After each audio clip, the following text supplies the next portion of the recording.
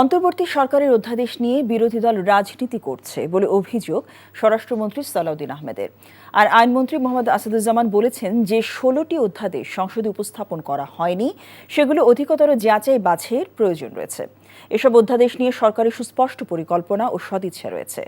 আজ সচিবালয়ে স্বরাষ্ট্র মন্ত্রণালয়ের সভাকক্ষে সংবাদ সম্মেলনে তারা এসব কথা বলেন। রিপোর্ট করছেন হাসান জাভেদ।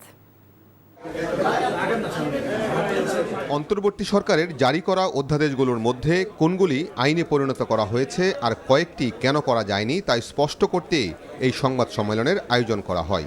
এ সময় স্বরাষ্ট্রমন্ত্রী সালাউদ্দিন আহমেদ বলেন, বিরোধী দল সংসদের বাইরে গিয়ে অধ্যাদেশ নিয়ে সাংবাদিকদের ভুল ব্যাখ্যা দিয়েছেন। গুম অধ্যাদেশ, মানবাধিকার কমিশন অধ্যাদেশ, এগুলো স্টেক হোল্ডারদের সাথে আমরা ব্যাপক আলাপ আলোচনা করে এটাকে আরো এনরিচ করে আমরা পরবর্তী সেশনে নিয়ে আসতে চাই।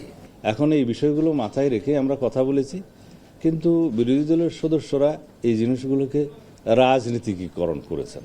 আমরা যেটা করতে চাই না, আমরা কোনো কারণ দেখিনি শেষের দিনে ওয়াকআউট করার।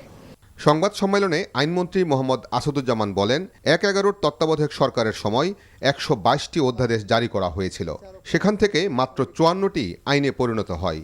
আর অন্তর্বর্তী সরকারের ১৩৩টি অধ্যাদেশের মধ্যে বর্তমান সরকার ১১৭টিকে আইনে রূপ দিয়েছে। বাকি ১৬টি অধ্যাদেশ অধিকতর যাচাই বাছাই করে প্রয়োজন মাফিক ব্যবস্থা নেওয়ার জন্য রাখা হয়েছে।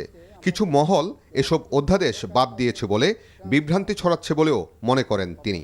মানবাধিকার কমিশন আইন, সুপ্রিম কোর্টের বিচারক নিয়োগ আইন এবং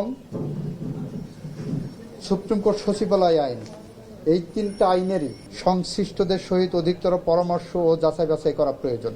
আগের সরকার কোনো বিল আকারে এনে এই কথা বলেনি যে অধিকতর যাচাই বাছাই করা প্রয়োজন।